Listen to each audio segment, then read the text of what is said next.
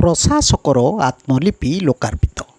ପ୍ରାକ୍ତନ ପ୍ରଶାସକ ମହେନ୍ଦ୍ର କୁମାର ପଟ୍ଟନାୟକଙ୍କ ରଚିତ ଆତ୍ମଜୀବନୀ ପୁସ୍ତକ ପ୍ରଶାସକର ଆତ୍ମଲିପି ରାଉରକେଲାର ଛେଣ୍ଡସ୍ଥିତ ଗୋପବନ୍ଧୁ ପାଠାଗାରଠାରେ ଲୋକାର୍ପିତ ହୋଇଯାଇଛି।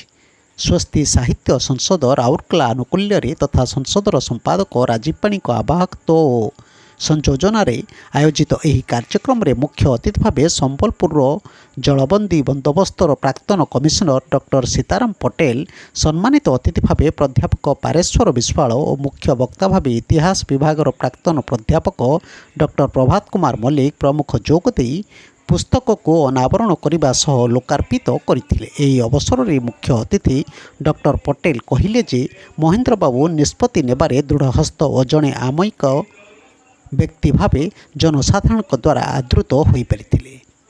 ସମ୍ମାନିତ ଅତିଥି ଶ୍ରୀ ବିଶ୍ୱାଳ ତାଙ୍କ ବକ୍ତବ୍ୟରେ ପୁସ୍ତକଟି ସମସ୍ତଙ୍କ ମଧ୍ୟରେ ଆଦୃତ ହେବ ବୋଲି ମତ ଦେଇଥିଲେ।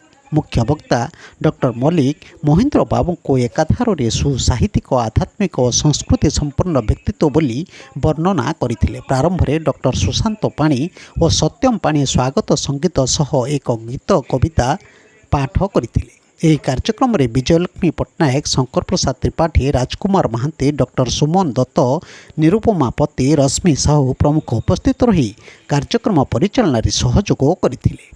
ଏହି ଅବସରରେ ସହରର ବିଭିନ୍ନ ଅନୁଷ୍ଠାନ, କର୍ମକର୍ତ୍ତା, ସାହିତ୍ୟିକ, କବି ବହୁ ସଂଖ୍ୟାରେ ଯୋଗ ଦେଇଥିଲେ। ବ୍ୟୁରୋ ନ୍ୟୁଜ୍ ଓଡ଼ିଶା କଥା ୟୁଟ୍ୟୁବ୍ ଚ୍ୟାନେଲଟିକୁ ଆପଣମାନେ ଦେଖୁଛନ୍ତି। ମତାମତ ଦିଅନ୍ତୁ, ଲାଇକ୍ କରନ୍ତୁ, ସବସ୍କ୍ରାଇବ୍ କରନ୍ତୁ ଓ ସେୟାର ମଧ୍ୟ କରନ୍ତୁ।